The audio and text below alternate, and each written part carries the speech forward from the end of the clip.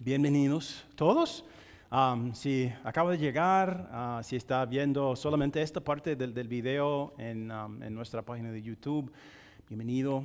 Que Dios nos bendiga por medio de la meditación de su palabra. Estamos en esta serie de mensajes que se llama Misión Posible y nuestro tema para hoy es Tenemos Poder. A mí me gustan mucho las películas de este hombre, James Bond. Que hay muchas películas de James Bond. Me encantan porque James Bond siempre tiene las habilidades, la fuerza, la inteligencia y la valentía para lograr la misión. Y esa misión siempre es salvar a Gran Bretaña de la destrucción, ¿verdad? Y quizás salvar a todo el mundo de la destrucción. Y lo hace bien, cada vez.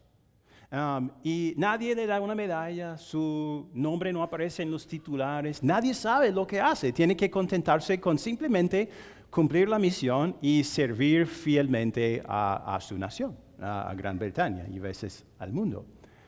Me encantan estas películas por muchas razones, pero les confieso que una de las razones es porque quisiera ser como James Bond, ¿verdad? Digo, wow. Porque a veces creo que mi vida es aburrida, normal. Entonces quisiera tener una vida más emocionante, que cada día que sea una aventura. Llegar a casa cada día diciendo, wow, logré algo, salvé a mi país de un terrorista o de una persona muy malvada. Ojalá que tuviera una vida como él. Pero James Bond no soy y no tengo una vida como él. Pero cuando hago eso, ¿qué hace Dios? Me sacude y me dice, Steve, ¿por qué piensas así? Tu vida es una aventura, tu vida es una misión. Tú participas en una misión que es mucho más grande y mucho más importante que cualquier misión que James Bond podría recibir. Tu vida no es aburrida, tu vida es emocionante porque participas en esa misión. Y Él te dice lo mismo a ti, creyente en el Señor Jesús. Nos dice, y nos dijo la vez pasada, el domingo pasado, cuál era esta misión con estas palabras de Mateo 28. Dice, Jesús se acercó entonces a ellos y les dijo, se me ha dado toda autoridad en el cielo y en la tierra. Por tanto, vayan y hagan discípulos de todas las naciones. Jesús quiere que la buena noticia de su vida, muerte y resurrección toque el corazón de cada persona en este planeta, porque Él ama a cada persona en este planeta y quiere que cada persona esté en el cielo con Él para siempre. Es una misión gigante. Y cuando la entregó por primera vez a los 11 discípulos que se reunieron con Él en una montaña en Galilea, seguramente ellos pensaban, ¿cómo vamos a poder lograr esta misión? Es tan grande. Pero Jesús les dio una palabra de confianza. Dijo, no se preocupen, yo, el que los mando a esta misión, tengo todo poder. No hay nada en el cielo, en la tierra, no hay nada en este universo que no se someta a mi poder, porque soy Dios y voy a ejercer mi poder por ustedes. Voy a estar dirigiendo y guiando la misión, fortaleciendo y haciendo crecer a todos ustedes. ¿Para qué? Para que lo puedan hacer. Lo hizo. También aprendimos que la misión que Jesús, de la que Jesús habla aquí, no era solamente para ellos, para los 11, para apóstoles o pastores, maestros, diaconisas, para religiosos profesionales, sino para todos los creyentes, para todos los discípulos de Jesús. Porque un discípulo de Jesús sigue a Jesús, cree en Él, aprende de Él y quiere hacer más discípulos. ¿Te acuerdas de lo que nos dijo Pedro el domingo pasado de su primera carta, capítulo 2? Dijo, ustedes, creyentes, son linaje escogido, real sacerdocio, nación santa, pueblo que pertenece a Dios, para que proclamen las obras maravillosas de aquel que los llamó de las tinieblas a su luz admirable. La próxima semana en la serie vamos a hablar sobre Ok, en la iglesia, ¿cuáles son las similitudes y diferencias entre alguien como yo, pastor, y tú, laico? ¿Cuáles son las diferencias? ¿Qué funciones tenemos en la iglesia? Pero el punto de Pedro aquí es que no importa quiénes seamos, si somos pastores o laicos, maestros, diaconisas, no importa, todos por la fe en Jesús somos sacerdotes. Eso puede sorprender a muchos. ¿Sos sacerdote? Yo no soy un sacerdote. Si crees en Jesús, lo eres. Porque crees en el gran sumo sacerdote, porque por medio de Jesús tienes acceso a Dios. Pleno acceso a Dios. Para siempre. Y tenemos todos nosotros, como sacerdotes, el privilegio de poder ayudar a otros a tener acceso a Dios por medio de Jesús. ¿Cómo lo hacemos? Pedro dijo, proclamando las obras maravillosas de aquel que nos sacó de las tinieblas del pecado y la destrucción del infierno a la luz del perdón y de la vida eterna, proclamando ese mensaje. Entonces, en otras palabras, Jesús no solamente nos da su presencia constante, su poder, su autoridad, su protección, fortaleza, sino que también nos da la herramienta que necesitamos para llevar a cabo la misión. Porque no manda ángeles para hacerlo. ¿No serían ellos mejores mensajeros quizás? El nombre ángel significa mensajero, ¿verdad? Pero nos manda a nosotros. Nos da la herramienta. Y la herramienta es su palabra. Y tiene poder. Porque es de Dios. Y ahora queremos repasar algunos versículos que nos enseñan qué tan poderoso es la palabra de Él. Vayamos al principio. Génesis 1. Dios en el principio creó los cielos y la tierra. La tierra era un caos total. Las tinieblas cubrían el abismo y el Espíritu de Dios se movía sobre la superficie de las aguas. Y dijo Dios, que exista la luz. Y la luz llegó a existir. Nada existe sino solo Dios. Él habla y manda a la luz que exista. ¿Y qué pasa? Llega a existir. Porque es su palabra y tiene todo su poder. Juan 11, 43 al 44. Dicho esto, Jesús gritó con todas sus fuerzas, Lázaro, sal fuera. El muerto salió con vendas en las manos y en los pies y el rostro cubierto con un sudario. Un hombre muerto por 4 días. Una tumba sellada y una palabra de Jesús, Lázaro, sal fuera. ¿Y qué pasa? Tiene vida y sale vivo. ¿Por qué? Porque la palabra de Jesús es la palabra de Dios y tiene su poder omnipotente. La palabra de Dios es tan poderosa que puede conseguir que algo llegue a existir de la nada. Tan poderoso que puede mandar a un muerto que no tiene ningún poder, que salga de la tumba y sale. El poder no está en el universo, en la materia, no está en el hombre muerto, sino en la palabra de Dios. Y hoy, en la lectura, escuchamos al Señor decirnos por medio de Isaías que su palabra siempre cumple su propósito, siempre cumple lo que Dios quiere que haga. Y dice, así como la lluvia y la nieve descienden del cielo y no vuelven allá sin regar antes la tierra y hacerla fecundar y germinar para que dé semilla al que siembra y pan al que come, así es también la palabra que sale de mi boca. No volverá a mí vacía, sino que hará lo que yo deseo y cumplirá con mis propósitos. Creo que hay personas escépticas en el mundo que dicen, pues si Dios realmente existe, ¿por qué no nos habla? ¿Por qué no se aparece a mí y me dice que existe? Sí nos habla.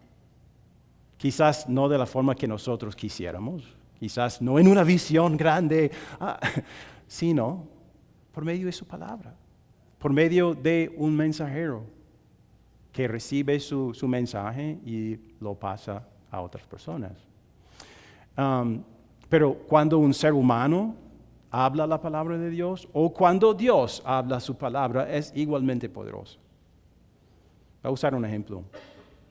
Si yo tuviera en mis manos un balón de fútbol, ¿cuánto poder tendría ese balón? ¿Mucho poder o poco poder? ¿Cuántos de ustedes saben qué tan bien juego al fútbol?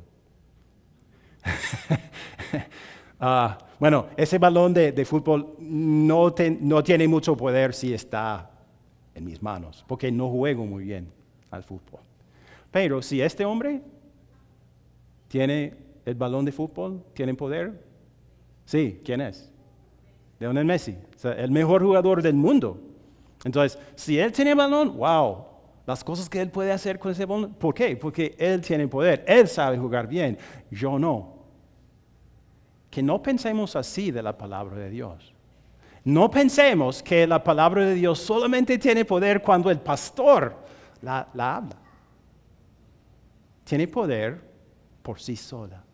Si un pastor, un profesional, un apóstol, un maestro la habla, o si un creyente común y corriente la habla. Tiene ese poder en sí misma, no en la persona que la anuncia. Y la palabra de Dios tiene dos partes principales, las cuales necesitamos escuchar. La primera parte es la ley. En Romanos, Pablo dijo esto, Romanos 3:20. Por tanto, nadie será justificado, declarado no culpable, en presencia de Dios por hacer las obras que exige la ley. Más bien, mediante la ley cobramos conciencia del pecado. El domingo pasado les conté una historia ficticia sobre un hombre que está cruzando el Océano Pacífico, el más grande del mundo, en un barco, y se cae al agua y el barco se va y ahí él se queda. Ok, ¿ese hombre iba a poder llegar a la tierra? No, de ninguna manera, no sería posible. Pero hablando teóricamente, si fuéramos a colocar aquí a José, ¿sabe nadar bien? No mucho. Ok, ¿quién sabe nadar bien? Ok, Patricia. Si fuéramos a colocar a Patricia en medio del Océano Pacífico, teóricamente sería posible que ella llegara a Sudamérica, a Chile, nadando.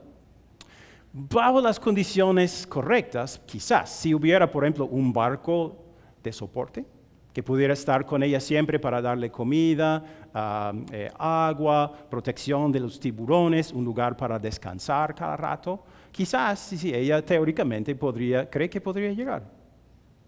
Sí, ok, sí, ella sabe nadar bien. Teóricamente es posible. Quiero comparar esto con la ley de Dios.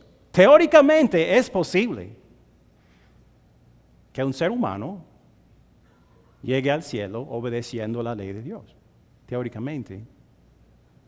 Pero prácticamente, efectivamente, no. Porque nadie puede guardar la ley.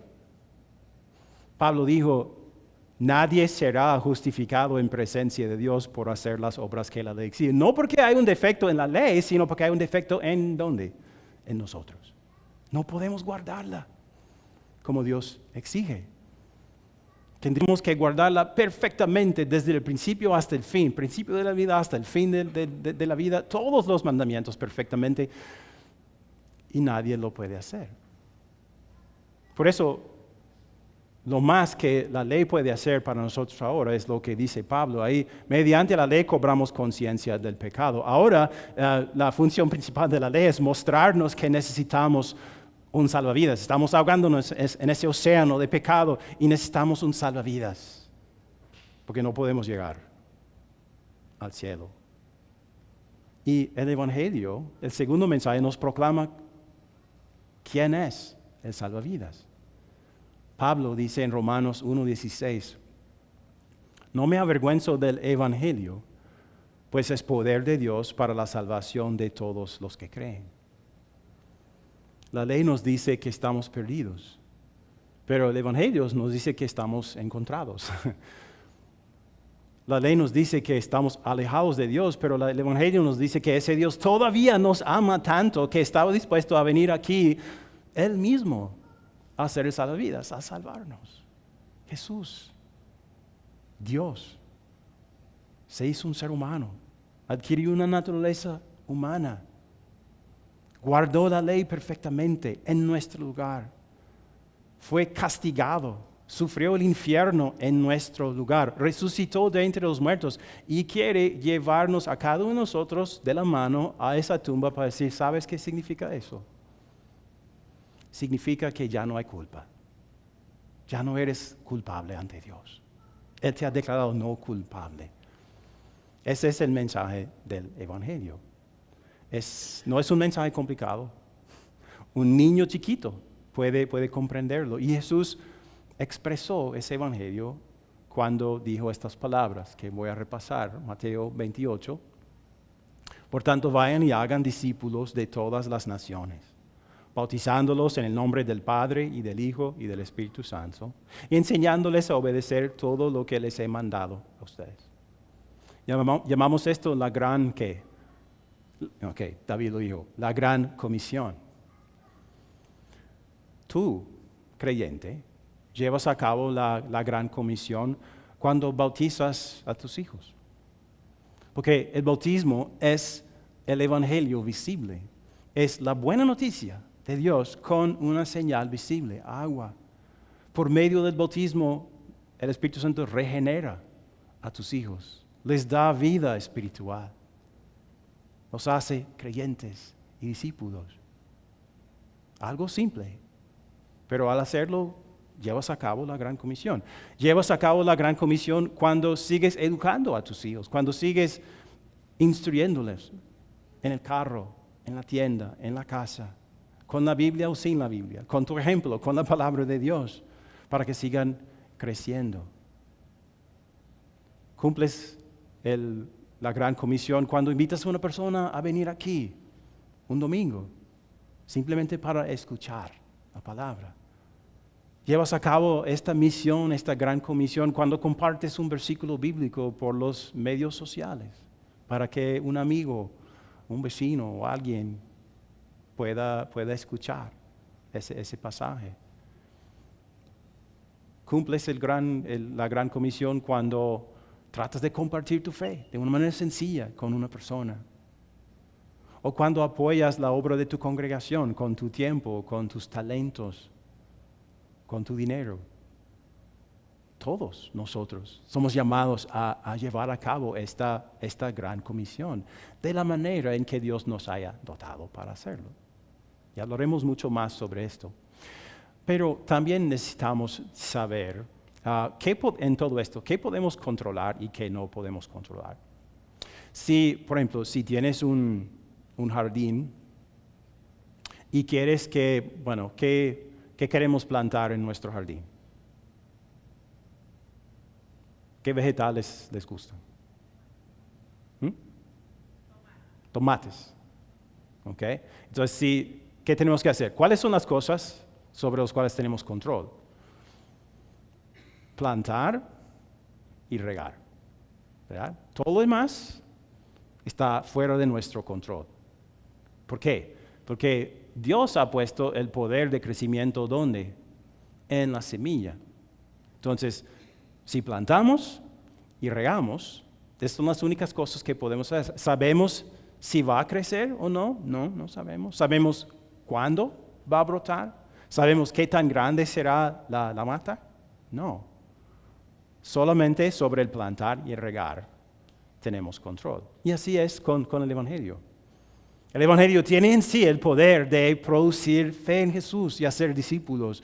El único control que tenemos es cuántas semillas vamos a plantar y cuánto vamos a regar esa semilla con la palabra de Dios. No sabemos si crecerá la semilla, cuándo crecerá, qué resultados producirá. Pero plantar la semilla y seguir regándola con paciencia es lo más importante. Escuchemos la historia de un señor llamado John Newton. La madre de John Newton plantó la semilla del Evangelio en su corazón cuando era joven. Ella murió cuando él tenía solo 7 años. Fue entregado a unos parientes y pronto olvidó las escrituras que ella le había enseñado.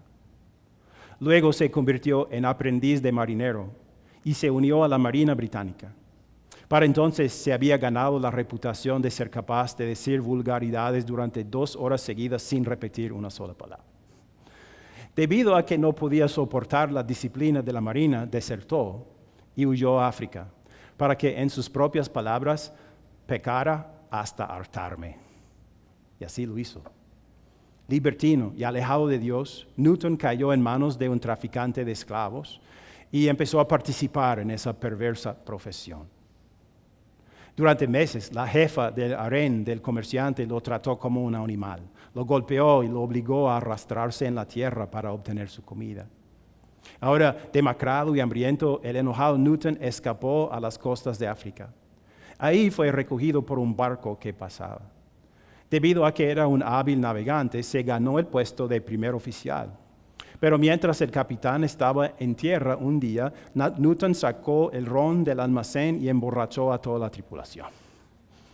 Cuando el capitán regresó, estaba tan indignado que lo golpeó a Newton y lo tiró por la borda. Newton se habría ahogado si no hubiera sido por un marinero que lo rescató, clavándole un bichero en el muslo. La herida era tan grande que Newton podía clavarle el puño.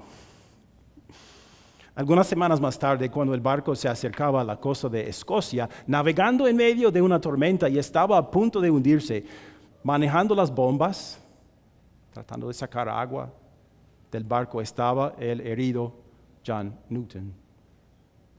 En ese momento recordó lo que su madre le había enseñado y clamó a Dios. Dios respondió a ese grito. Y más tarde, John Newton se convertiría en el capellán del Parlamento de Inglaterra e incluso predicaría el Evangelio ante el rey de Inglaterra. Creo que nosotros lo conocemos mejor por una canción que escribió. ¿Cuál es? Amazing Grace, Sublime Gracia. Cuando plantamos la semilla del Evangelio en la vida de una persona, en el corazón de una persona, necesitamos estar preparados para los posibles resultados. Es posible que inmediatamente la persona acepte ese regalo que Dios le da, crea y siga siendo creyente. Puede ser que no pase nada, puede ser que la persona diga, no me interesa. En ese caso, la paciencia, seguir sembrando, seguir regando, es lo que nos toca hacer. Pero algunas personas rechazarán el mensaje rotundamente y nunca lo aceptarán. Serán condenados y no será la culpa nuestra ni la culpa de Dios, sino de ellos mismos, ¿verdad? El poder está en la palabra, el poder está en el Evangelio y no podemos hacer el Evangelio más poderoso. No hay nada que podamos hacer para hacer que el Evangelio sea más poderoso, pero sí podemos obstaculizarlo. Por ejemplo, si no estoy viviendo como un discípulo de Jesús, viviendo no en el amor, sino siendo antipático, egoísta, tratando mal a la gente, chismeando y mintiendo, la gente va a decir, bueno, lo que predicas no concuerda con lo que haces, ¿verdad? Predica lo que proclamas, ¿verdad? También se obstaculiza cuando somos indiferentes, cuando decimos, bueno, voy a ocuparme de mi vida y de lo que yo quiero, pero no me importa realmente lo que pase a otros. No me importa si reciben el Evangelio o no. También un obstáculo se forma cuando descuidamos nuestra vida de discipulado, cuando decimos, ya sé eso de lo que enseñas, ya no necesito escucharlo, ya no necesito crecer. Y cuando eso pasa, nos alejamos de Él. Si no estamos creciendo en nuestra fe, en nuestro conocimiento de Jesús, estamos retrocediendo y tendremos mucho menos interés en compartirlo con otros. Si no nos interesa sentarnos a sus pies para escuchar lo que nos dice, ¿cómo vamos a invitar a otros a hacer lo mismo? Por eso, necesitamos esos 2 mensajes que mencioné. Cada creyente necesita cada día la ley de Dios para recordarnos, yo no soy la persona que Dios quiere que sea. Yo no puedo ser por mi propio poder la persona que Dios quiere que yo sea. Y cada día necesitamos el Evangelio que nos recuerda que un discípulo de Jesús cree en Él, se aferra a Él como a un salvavidas. Cree en Él como Salvador. Lo sigue. Y cada día lo sigue a la cruz con sus pecados y deja los pecados ahí para que Jesús los perdone. Y luego sigue a Jesús con gozo al mundo para ayudar a otros a descubrir esta bendición, a saber que esta bendición, este regalo, es para ellos también. Increíblemente, Dios nos involucra a nosotros, personalmente, a ti, personalmente en esta misión. Y es una misión posible porque es por su poder. Es una misión gigante, todo el mundo. La visión que tenemos para nuestra congregación es grande también. En 10 años queremos que haya 1,000 personas adorando aquí todos los fines de semana. Es una visión grande, pero Dios es más grande que nuestra misión. Y tenemos poder. El poder no está en nuestra sabiduría, no está en nuestros planes, no está en las nuevas instalaciones que vamos a construir ahí, no reside en nuestra personalidad o en nuestro carisma, sino ¿dónde? En el Evangelio que predicamos. Ese Evangelio es poderoso en mis manos y en tus manos. Así que espero que todos nosotros hagamos esta pregunta. ¿Qué puedo hacer yo usando los dones que Dios me ha dado para compartirlo y para llevar a cabo esta misión? Amén. Amén.